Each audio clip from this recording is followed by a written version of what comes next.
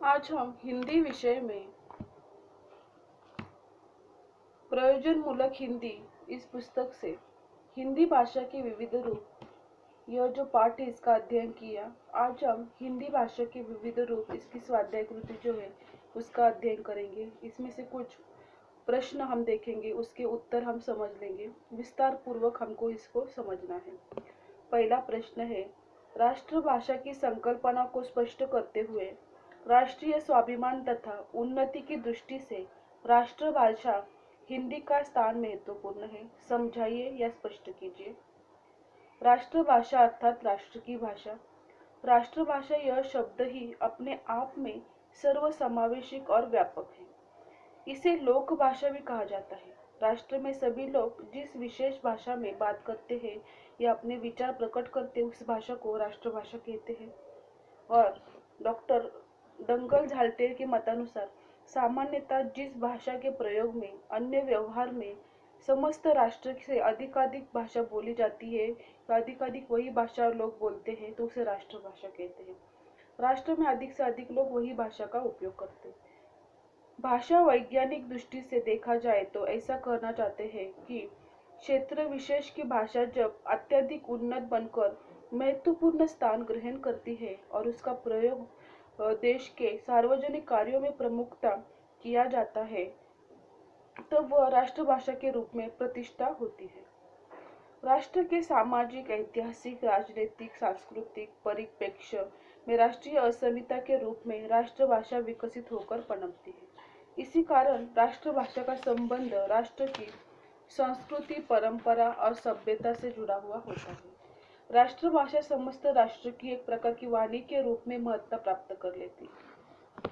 मातृभाषा के सामान्य ही मनुष्य जीवन में राष्ट्रभाषा का स्थान महत्वपूर्ण है। राष्ट्रभाषा से भावनात्मक और राष्ट्रीय एकता निर्माण होती है। इसी कारण राष्ट्र की एकता और सुरक्षितता रखने के लिए राष्ट्रभाषा ही प्रबल साधना मानी जाती है।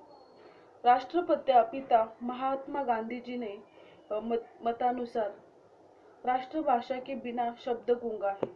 राष्ट्र के निर्माण और विकास के राष्ट्रभाषा का स्थान महत्वपूर्ण है। राष्ट्रभाषा केवल देश की अपनी ही कोई एक भाषा हो सकती है, विदेश की भाषा नहीं। राष्ट्रभाषा का प्रश्न भारतवर्ष में राष्ट्रीय आंदोलन से ही जुड़ा होता है। बहुभाषी भारत में हिंदी भाषा का राष्ट्रभाषा में स्वीकृत किया है, परंतु भाषिक सामान्यता, एकता और महत्ता बनाए रखने के लिए संविधान की षष्ठम सूची में भारत में प्रमुख 22 भाषाओं का समावेश हुआ है। उसमें असमिया, उड़ीसा, उर्दू, कन्नड़, गुजराती, तेलुगु, तमिल, कश्मीर, मराठी, पंजाबी, मलयालम, बंगाल संस्कृति, सिंधी, इन सभी भाषाओं का समावेश हुआ है।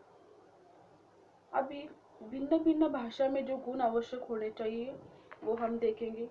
भाषा को सरकारी कर्मचारी आसानी से सीख सके, पूरे देश को भाषा सीखने में आसानी हो, क्षणिक या अस्थायी परिस्थितियों को भाषा चुनते समय महत्व न दिया जाए, भाषा अधिकांश भारतीयों द्वारा ही बोली जानी चाहिए, वह समस्त भारत में राजनीतिक, धार्मिक संपर्क या माध्यम के रूप से प्रयोग के लिए सक्षम हो।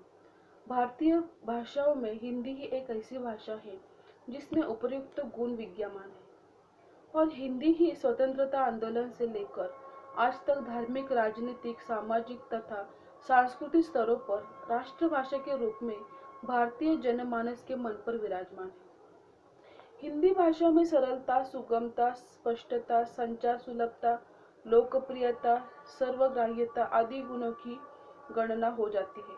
साथ ही बोधगम्यता, उच्चारणगत सरलता, लिपिगत वैज्ञानिकता इत्यादि गुण भी दिखाई देते हैं। कुछ लोग प्राय राष्ट्रभाषा और राजभाषा में एक ही समझते हैं, लेकिन ये दोनों ही भाषा अलग अलग होती है। भारत की राष्ट्रभाषा हिंदी है, परंतु राजभाषा हिंदी के साथ राष्ट्रभाषा के रूप में अंग्रेजी का भी प्रचलन हो रहा है। परंतु राष्ट्रीय स्वाभिमान, राष्ट्रीय उन्नति आदि की दृष्टि से राष्ट्रभाषा हिंदी का स्थान सर्वोपरि महत्वपूर्ण है। दूसरा प्रश्न है, संक्षेपण की विशेषताएं स्पष्ट कीजिए। अंग्रेजी की प्रेस का हिंदी अनुवाद संक्षेपण ऐसे है और जिनका अर्थ है सार अथवा संक्षेपण, अपने आप एक कला मानी जाती है जो संक्षेपण से संबंधित होती है। उसमें है शुद्धता। संक्षेपण का पहला और आवश्यक गुण है शुद्धता। संक्षेपण करते समय मूल संदर्भ को ध्यान में रखना आवश्यक होता है। मन की बात को इसमें कोई स्थान नहीं होता। मूल संदर्भ की महत्वपूर्ण बात इसमें नहीं छूटनी चाहिए। जिस बात पर या घटना पर मूल संदर्भ में जोर दिया जाता है उसमें संक्षेपण उतना ही जोर देना आवश्यक होता है। संक्षेपण लेखन जो है वो शुद्ध होना चाहिए। उसमें है संक्षिप्तता। ख, संक्षेपण का अर्थ ही संक्षिप्तता है। संक्षेपण में अनावश्यक बातों को छांटकर महत्वपूर्ण बातों की ओर ध्यान देना अत्यंत जरूरी होता है। ग है स्पष्टता। संक्षेपण में वाक्य रचना और शब्दों का चयन करते समय मूल पाठ का संदर्भ स्पष्टता के साथ व्यक्त होना चाहिए। भाषा संरचना की ओर ध्यान देने के में समय सरल विचारों और भावों को क्रमबद्ध रूप से प्रस्तुत करने वाली, प्रभावपूर्ण और स्पष्ट हो। जिन शब्दों का प्रयोग किया जाता है वह अर्थपूर्ण और स्पष्ट होनी चाहिए। द्विअर्थी अथवा अनेक शब्दों का प्रयोग उसमें नहीं होना चाहिए। घ है पूर्णता। प्रस्तुत विषय सामग्री को पूर्ण रूप में संक्षेपण में उभर कर आना चाहिए। मूल विषय वस्तु की महत्वपूर्ण बातें इनमें आनी जरूरी है। मूल विषय के सभी महत्वपूर्ण, उपयोगी, यथार्थ, तथ्य और सत्यपूर्ण रूप से आना आवश्यक है। कुछ महत्वपूर्ण बिंदु छूट जाए तो संक्षेपण की उपयोगिता समाप्त हो जाती है। मौलिक रचना। इसमें मूल विषय वस्तु को 1/3 शब्दों को वाक्य को चयन करने के लिए और 2/3 शब्दों या वाक्यों को छोड़ देना नहीं है। संक्षेप वस्तुतः मूल विषय वस्तु के सभी शब्दों के आशय को सारा रूप में 1/3 शब्दों में व्यक्त करता है। 6 है विवेचनात्मकता। संक्षेपण करते समय तथ्यों को परखने की और उनको सही विवेचन करने की क्षमता होनी चाहिए। संक्षेपण की बुद्धि पर्याय तेज और पैनी होनी चाहिए। संक्षेपण या सार लेखन में आवश्यकता के अनुसार मूल भाव को पकड़ने की क्षमता होनी चाहिए। तारतम्यता। संक्षेपण में तारतम्यता होनी चाहिए। एक वाक्य दूसरे वाक्य से श्रृंखलाधारित से जुड़ा होना चाहिए। उसमें संबद्धता होनी चाहिए। असंबद्ध वाक्यों का पाठकों पर कोई प्रभाव नहीं पड़ता है। मूल भाव सुरक्षित रखने के लिए श्रृंखलाबद्ध विचारों में तारतम्यता होनी चाहिए। वाक्यों में विचार एक दूसरे के साथ जुड़े हुए होने चाहिए, वह बिखरे बिखरे ना लगे। प्रभाव उत्पादकता। जहाँ प्रक्षेपण में वाक्य एक दूसरे से जुड़े हो वहाँ उसका समग्र रूप भी प्रभाव उत्पादक होना जरूरी है। प्रभाव के लिए क्रमबद्धता आवश्यक है। भावों की क्रमबद्धता प्रभावशाली बनाने में सहायता करती है। सहज स्पष्ट भाषा शैली। जिस प्रकार किसी मूल विषय वस्तु में कुछ बातें समझाई गई है उसी प्रकार संक्षेपण में हमें उन बातों को संक्षिप्त रूप में समझाकर लिखना चाहिए। यह संक्षेपण का अभ्यास और प्रतिभा उभर कर सामने आती है। मूल विषय वस्तु का संक्षेपण करते समय सभी तथ्य स्पष्ट रूप से और शैली सरल सर्वजन सहज होनी चाहिए। उसी कारण तो सभी तथ्य सहज और स्पष्ट रूप में होंगे। उसकी भाषा में अन्य पुरुष का प्रयोग होना चाहिए। शीर्षक। शीर्षक में किसी भी विषय वस्तु का अंश छिपा होता है। शीर्षक में संक्षेपण का मूल भाव सन्निहित होता है। शीर्षक आकर्षक और मूल पाठ के भाव को व्यक्त करने वाला होना चाहिए। शीर्षक को रचना का मुखद्वार कहते हैं, जो पाठक को उसे पढ़ने के लिए प्रेरित करता है। साथ ही शीर्षक मूल वस्तुओं को सार्थक करने वाला अर्थपूर्ण भी होना चाहिए। आगे उन्होंने प्रश्न दिया है, टिप्पणी की परिभाषा को स्पष्ट करते हुए टिप्पणी के प्रकार समझाकर प्रक्रिया को स्पष्ट कीजिए। प्रशासनिक पत्राचार से टिप्पणी का विशेष महत्व होता है।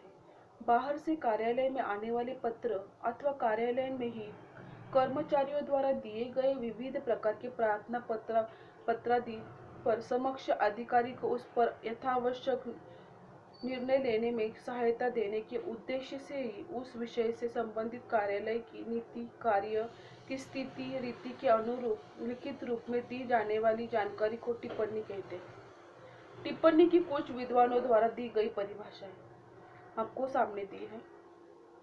हम टिप्पणी के प्रकार देखेंगे। टिप्पणी का उपयोग कार्यालय में विविध स्तरों पर किया जाता है। उसमें एक है क सामान्य टिप्पणी। ऐसे टिप्पणी जिसके निपटाने के पूर्व इतिहास की आवश्यकता नहीं पड़ती। सरकारी कार्यालयों में पत्र पर यह मामले पहली बार प्राप्त होती है। उन्हें प्रस्तुत करने के लिए एक प्रक्रिया के रूप में जो टिप्पणी लिखने जाते हैं उन्हें सामान्य टिप्पणी कहते हैं। ख संपूर्ण टिप्पणी। जो टिप्पणी विस्तृत होता है उसे संपूर्ण टिप्पणी कहा जाता है। मामलों की गंभीरता को ध्यान में रखते हुए उनके पूर्व इतिवृत्त तर्क वितर्क प्रसंग आदि को समग्र रूप से कार्यालयों में फाइल में रखा जाता है और उसके आधार पर उच्चाधिकारी उचित निर्णय लेकर आदेश जारी करते हैं और उसके आधार पर उच्चाधिकारी भी अपना निर्णय देते हैं। संपूर्ण इतिवृत्ति के साथ साथ पूर्व संदर्भ पूर्ववर्ती फाइलों के संदर्भ पुराने फैसले इस प्रक्रिया में टिप्पणी लिखी जाती है। ग है विभागीय टिप्पणी। विभागीय टिप्पणी कई विभागों में कोई बात मनमानी हो तो लिखी जाती है। नियमित टिप्पणी। नियमित टिप्पणी कार्यालयीन कामकाज के एक भाग के रूप में लिखा जाता है। कार्यालयीन अभिलेख और औपचारिकता के निर्वाह तक ही इसका महत्व सीमित होता है। स है सूक्ष्म टिप्पणी।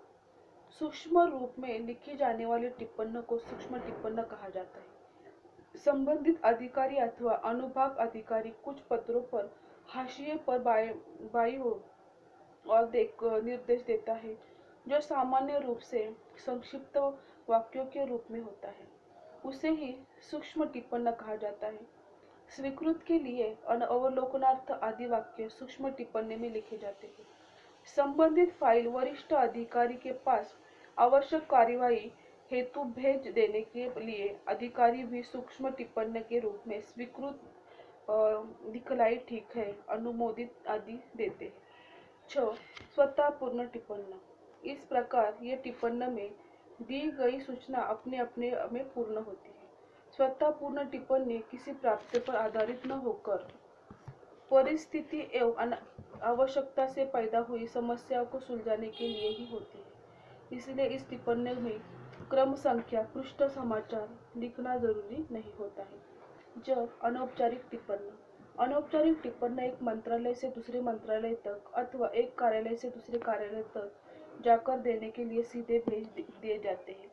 सभी कार्यालय नियमों तथा शर्तों आदि का सही अनुपालन अनौपचारिक टिप्पणी में नहीं किया जाता। टिप्पणी की प्रक्रिया। सरकारी कार्यालय जो होते हैं उस कार्यालय में टिप्पणी लेखन की प्रक्रिया कुछ इस तरह से होती है। एक कार्यालय का सहायक अथवा लिपिक जो है वो मात्र पत्र पर टिप्पणी लिखता है। ख उक्त टिप्पणी को अधीक्षक अथवा अनुभव अधिकारी पढ़कर उस पर हस्ताक्षर या जिसको हम स्वाक्षरी कहते हैं वो करते हैं। आगे है अवर सचिव। पूर्व प्रक्रिया के अनुसार अपने विचारों के या किए गए अपने जो विचार होते हैं उस विचारों की गए पूर्ववत टिप्पणी पर अपने मत या विचार व्यक्त कर देता है। ग अवर सचिव पूर्व प्रक्रिया के अनुसार अपने जो विचार होते हैं उसमें प्रस्तुत करते हैं। प्रस्तुत मामले उसके ऊपर स्तर पर निखारा जाता है तो वह अवश्य आदर्श देकर उस पर हस्ताक्षर करते हैं। परंतु मामला अधिक महत्वपूर्ण और गंभीर है तो उप सचिव उस पर अपनी टिप्पणी देकर उसे आवश्यक कार्रवाई हेतु संयुक्त सचिव या जॉइंट सेक्रेटरी या अपर सचिव को भेज देता है। अगला प्रश्न दिया है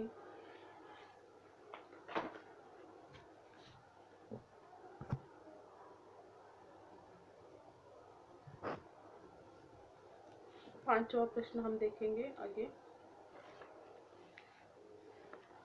हिंदी को राष्ट्रभाषा बनाने संबंधी और हिंदी प्रदेशों को महात्मा गांधी के प्रयासों को स्पष्ट कीजिए। महात्मा गांधी स्वयं अहिंदी भाषी थे, परंतु हिंदी भाषा को राष्ट्रभाषा बनाने के प्रति वे आग्रहशील थे। दक्षिण अफ्रीका से भारत लौटने पर उन्होंने यहाँ के सभी नेताओं से हिंदी बोलने का आग्रह किया था। यहाँ तक कि लोकमान्य तिलक भी उन्हीं के करने पर हिंदी सीखने लगे थे। सन 1918 में हिंदी साहित्य सम्मेलन प्रयोग ने उन्हें अपना सभापति चुना। इसमें गांधी जी को हिंदी के प्रति और भी प्रोत्साहित किया। उन्होंने अहिंदी भाषा क्षेत्रों में हिंदी प्रचार की व्यापक योजना बना डाली थी। तुरंत उसे कार्य रूप देने की व्यवस्था थी। उसी समय गांधी जी के सुझाव पर सम्मेलन ने दक्षिण भारत में हिंदी प्रचार का दायित्व अपने ऊपर ले लिया। शिक्षकों के प्रथम दल के साथ गांधी जी ने अपने पुत्र देवदास को सन 1918 में दक्षिण भारत भेजा। दक्षिण भारत में उन्होंने गांधी जी ने हिंदी भाषा की सभा में प्रचार किया और उसमें उन्होंने स्वयं दक्षिण भारत में भ्रमण कर लोगों को राष्ट्रभाषा की भावना में दृढ़ किया। दक्षिण में हिंदी प्रचार का कार्य सन 1918 से 1927 तक हिंदी साहित्य सम्मेलन में हिंदी प्रचार का कार्य सन 1918 से 1927 में हुआ। सन 1927 में गांधी जी के सभी सुझाव पर दक्षिण भारत हिंदी प्रचार सभा की स्थापना हुई और यहाँ उसका कार्य उनके सुपुर्द हुआ। दक्षिण में हिंदी प्रचार का कार्य बराबर आगे बढ़ने लगा था, परंतु गांधी जी उनकी प्रगति से संतुष्ट नहीं थे। उन्होंने सन 1935 में इस कार्य का निरीक्षण और आवश्यक सुधारना सुझाव के लिए काका कालेलकर को दक्षिण भारत भेजा। इस जांच में परिणाम स्वरूप सन 1936 में तमिलनाडु, तेलुगु, कन्नड़ और मलयालम प्रदेश के जिस 4 प्रांतीय सभाओं की स्थापना हुई। इस समस्त कार्य की देखरेख के लिए अलग से हिंदी प्रचारित समिति की स्थापना हुई थी, जिनका नाम आगे चलकर राष्ट्रभाषा प्रचार समिति में रखा गया। यह समिति आज भी दक्षिण के और हिंदी भाषा की प्रदेशों में हिंदी प्रचार का कार्य तत्परता से करती है। इस तरह से अंतर्राष्ट्रीय हिंदी विश्वविद्यालय की स्थापना हुई। उस समय गांधी जी के कार्यक्रम में हिंदी के प्रसार के लिए दक्षिण भारत में प्रचार हुआ था। इस तरह से बहुत जगह पे हिंदी भाषा का प्रचार हो गया। तो आज हमने स्वाध्याय कृति में हिंदी भाषा के विविध रूप में 5 प्रश्न देखे। 5 प्रश्नों में संक्षिप्त की विशेषताएं हमने स्पष्ट की। उसमें शुद्धता, संक्षिप्तता, स्पष्टता, पूर्णता, मौलिकता, मौलिक रचना, विवेचनात्मकता, तारतम्यता, प्रभाव उत्पादकता, सहज स्पष्ट शैली और उसका शीर्षक, यह प्रश्न देखा। आगे हमने टिप्पणी के कुछ विद्वानों द्वारा दी गई परिभाषाएं हमने देखी। टिप्पणी के प्रकार हमने देखे। प्रतिवेदन की परिभाषा समझाकर उसका स्वरूप स्पष्ट किया। 5वें इसमें हिंदी को राष्ट्रभाषा बनाने संबंधी और हिंदी प्रदेशों में महात्मा गांधी का कार्य किस तरह से है, कैसे उन्होंने प्रयास किया, ये देखा। इसके आगे की जितनी सारी स्वाध्याय कृति है वो हम अगले सेशन में देखेंगे। धन्यवाद।